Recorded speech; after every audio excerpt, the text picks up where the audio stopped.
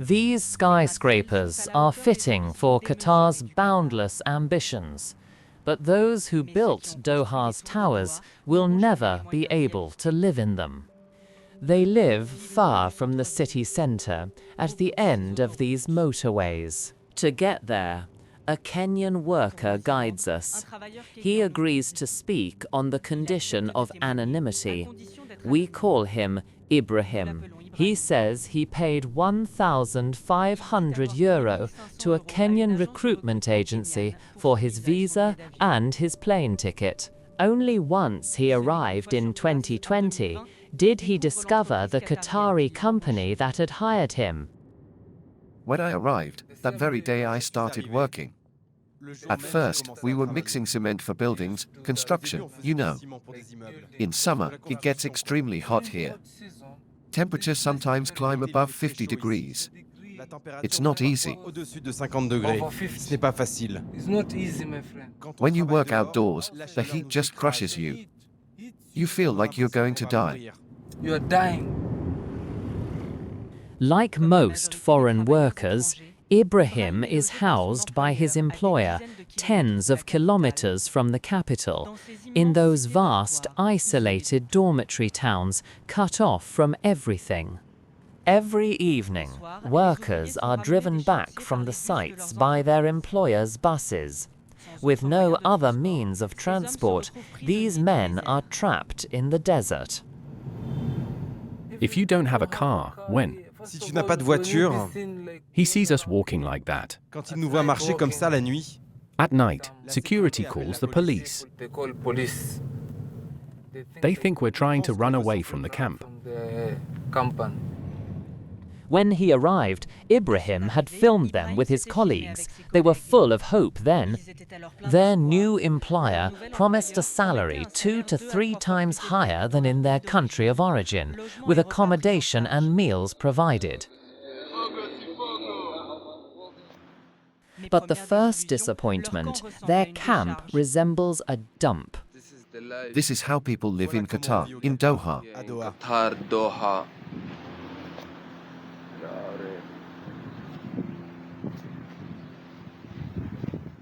It's dirty, it smells awful. Ça sent mauvais. The life you are living here, Our life here is hell. hell.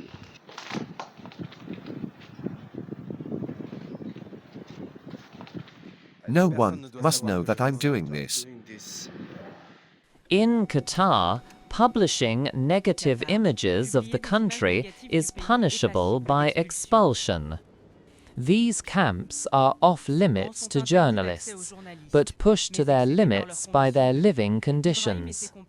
Ibrahim and his dormitory companions take the risk of letting us in with a camera.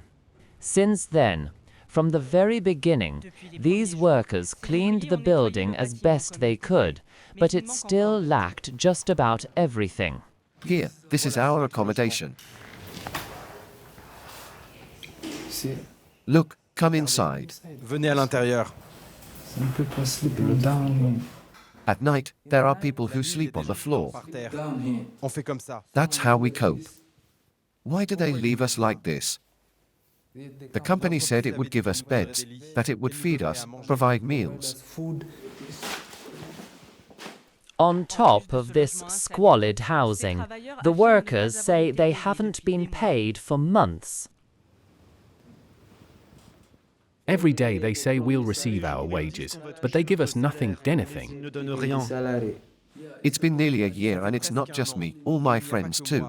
Tous mes amis aussi. We tried to talk to the employer about it, but he threatened to call the police. Il a menacé d'appeler la Some police. want to return to their country. Certains veulent rentrer dans Others leur would pays. like to change employers. Voudraient changer d'entreprise. But the employer has confiscated our passports. All our passport. Qu'est-ce What qu'on can peut we faire? do? This is slavery. L'esclavage. C'est It's comme like a une prison. It's a violation of human rights. Ce n'est pas juste. It's not fair. Ce n'est It's pas not juste right de to vivre live comme ça. like this.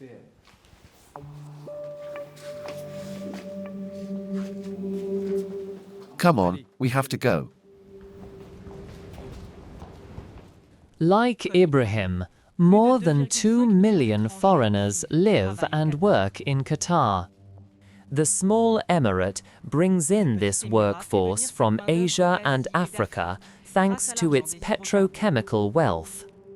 Although they make up 90% of the population, they have no right to vote or to form unions.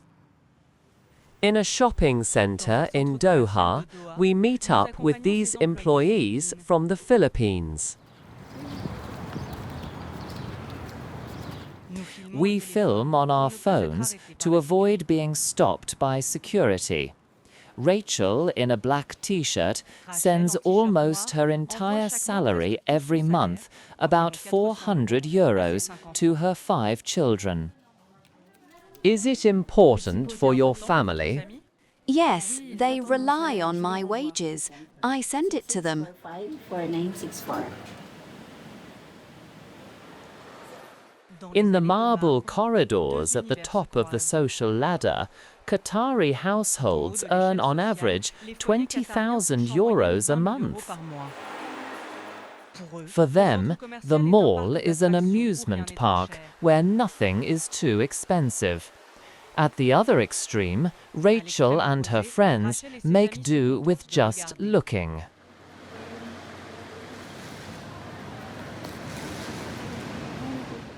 What are you taking a photo of? The decor, I'm taking pictures of it. Who are you going to send it to? I'll send it to my children to show them inside the mall. Arriving in Qatar in 2018, Rachel works for a beauty salon run by a Qatari woman. Her boss sends her to do manicures, pedicures, and massages at clients' homes. I did these acrylic nails. In 3 years, she says she has never had a holiday. Usually, we start around 9 a.m. and work until 8:30 in the evening. But if a client wants an appointment before 2 a.m. Do you have days off? Days off? No. Today is the first time we've had a whole day off. The very first time. In theory, we're entitled to 1 day off per month, but we're only given a few hours. 3 hours, no more. Did you know that before coming to Qatar? Yes, we knew. It's in the contract we signed. But often in Qatar, They do not respect the law on holidays. we thought we'd have 1 day off when coming to Qatar, and then, in the end, no. But today, we're lucky. The boss has let us off. Only 1 day off in 3 years. That's illegal. But Rachel and her friends hope their sacrifices will pay off one day. Often arriving poor, these immigrants from all corners of the world dream of moving up the social ladder. Their role models are those who have managed to join the middle class. Teachers, nurses, or accountants. They work in hotels, restaurants, run shops and small businesses. Without them, the country couldn't function. On the first floor of this building, this water filter company is run by an Indian woman. Farzana Sher, 47, is proud to show off her success. Hello. How are you? We sell water coolers like this. The filter removes the salt and chlorine from the water, because here in Doha the water is salty. You can get cold water from this tap. And for tea and coffee, you get hot water from here. You worked well last month. I'm pleased. That's very good. Keep it up. Continuez comme ça. Farzana started 22 years ago as a simple shop assistant. Today, she manages 14 people. They all come from the Indian subcontinent and earn 10 times more than in their home countries, but they have to deserve it. Rojens, what's your target this month? 15,000. That's not enough for you. Nor Adna, 15,000 isn't enough. Foke, come on, you've just come back from holiday. I love it, it's my livelihood, everything to me. My home, my office, it's all in Doha. Is that why you came to Qatar? Of course. And thank God, Qatar has given me everything. Right, you can get back to work. Thank you very much. People abroad are desperate to come here. They imagine money grows on trees, that they will come and that it will be easy. But it's not that simple. Success is sweat and tears. Success in Doha comes at a price. The law obliges Farzana to be sponsored by a Qatari. This system, which keeps foreigners under supervision, is called the kafala. If you're not Qatari, like me who comes from India, and you wanted to set up a business, you must have a local partner. That partner takes 51% of the shares and is the legal owner of the company. We have to accept those conditions.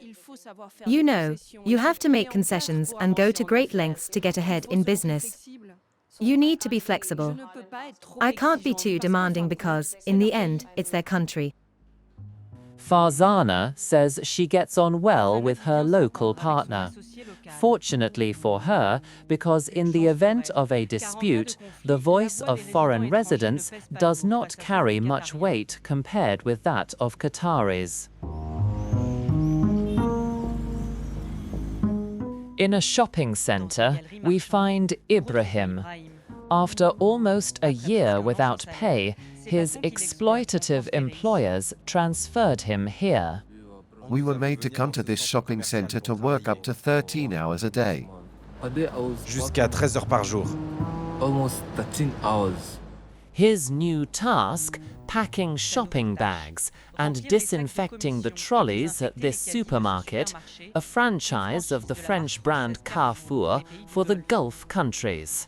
His Qatari subcontracting company presents this post to him as a promotion because they assure him he'll receive tips from customers, in addition to a monthly salary of €400. The manager had told us, you will have the tips, that's good for you. For the first 3 months, we didn't get any pay. After 3 months, we went on strike.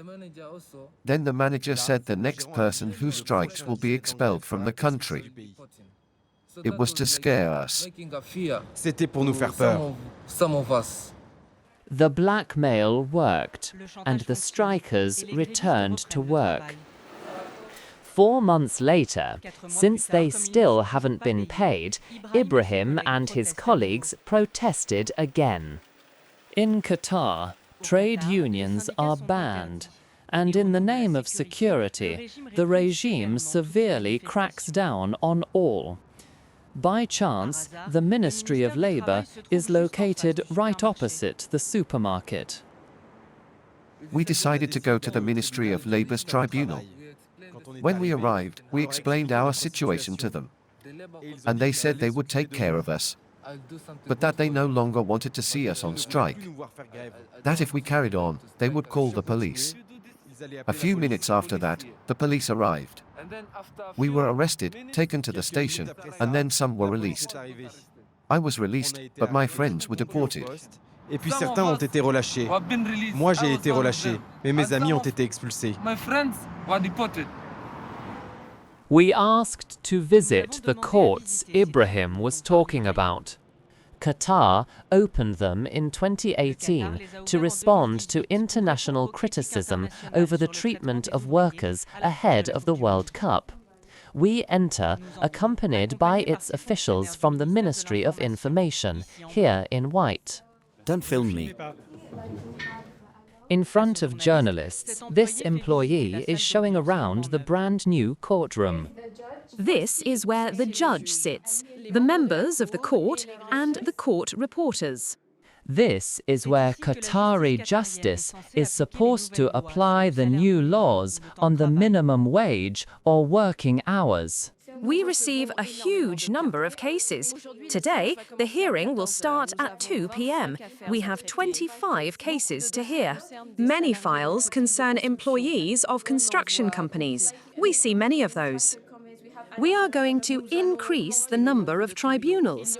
There will soon be five judges, and we will be able to process more cases. For the moment, the vast majority of cases are pending due to a lack of staff. Last December, the ministry even acknowledged having received more than 2,000 complaints, but having dealt with only 69 of them. The employees will receive their money, whether from the company, the police, the state, or the solidarity fund to which they contribute. They will get it, and the company will be condemned. Are there any penalties? Yes. Which ones? There are many, and we don't have time left. The judge is about to arrive, so if you want to film the court, make the most of it. That's it. The efforts at transparency stop at this empty room. It's not possible to film the waiting room or to interview those making complaints. Stop filming. You need to leave this area. Do we have to leave? Yes, you must all leave. Can we film the judge? No, that's not permitted. In theory, these tribunals make it possible to hold companies like Ibrahim's to account. In practice, international NGOs say that the new laws are poorly enforced and denounce a culture of impunity. We're at a standstill. The courts told us, don't worry, we'll take care of it. We're dealing with your employer until you lose hope. That's what they want. We really need help. Why won't they help us?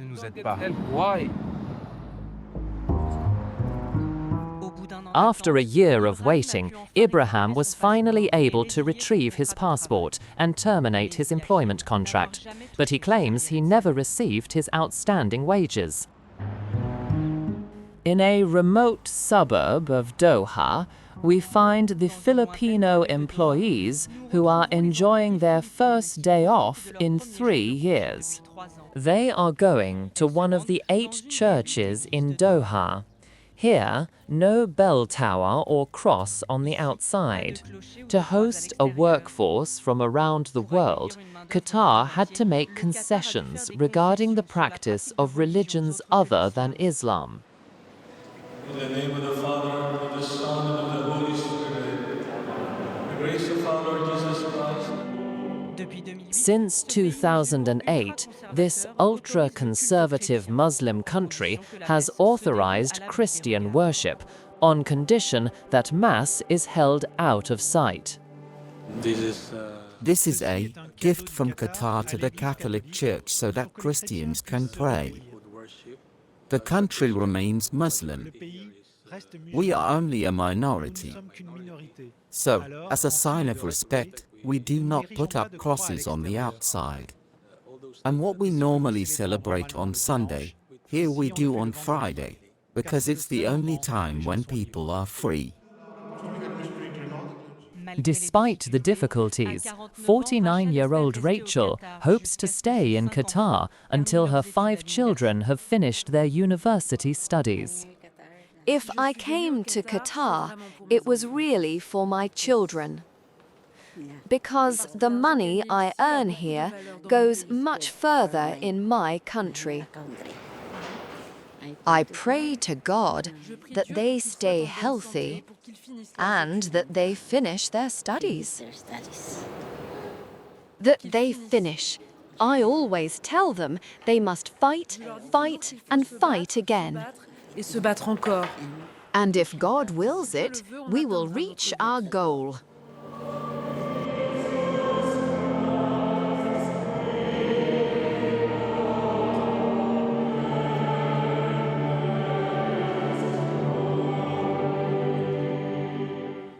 Qatar's manual workers know they don't control their fate. The length of their stay is subject to the goodwill of the authorities. Even the business owner, Farzana, can be sent back to her country at any moment, the next day.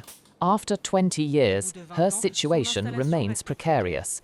She still cooks on a portable stove because she preferred to invest her savings in her country of origin.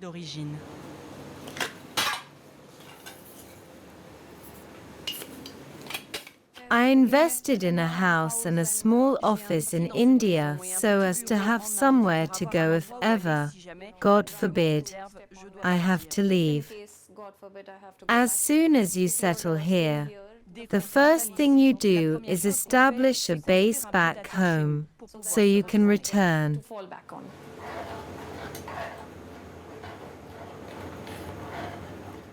But except in exceptional cases, it is impossible to obtain citizenship, even for Jassim, born in Doha 16 years ago.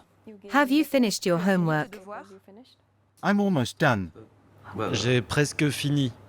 But I found it pretty tough. Jassim, do you feel more Indian or Qatari? Which country is yours?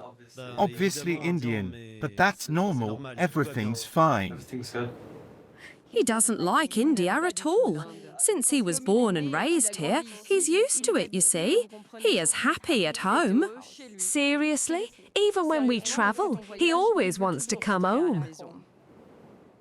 Yes, it's kind of become my home, since I've lived here since I was born. Ici depuis que je suis né. And anyway, everything's going well here. Would you like to stay? Yes, of course. I really like this country. In 10 years, I'd still like to live here, in the same place, perhaps have a bigger office, more employees. I'd like to expand my business, and afterwards, I'd like to stay in Doha for my retirement. And do you think that will be easy? I think that after 60, it's very difficult to get a visa, so I don't know. In Qatar, the right of residence is linked to the work permit.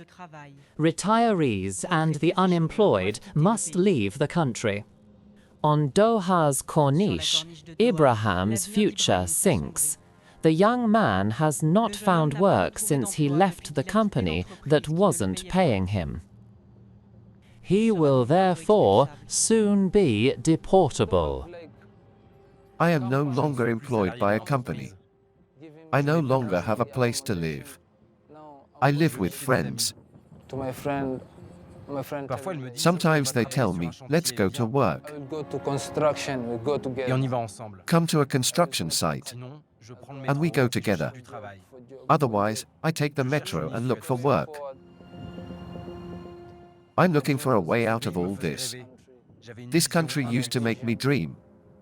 I had a vision, a goal.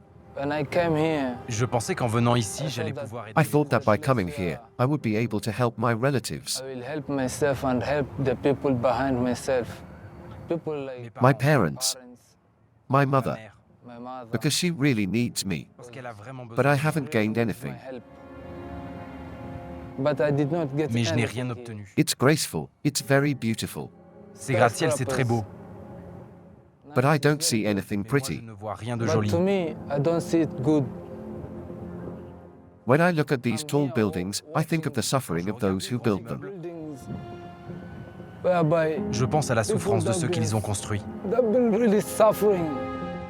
During the Football World Cup, Ibrahim hopes to find a small job. But he fears he may have to return to Kenya once the tournament is over, even poorer than when he first arrived in Qatar.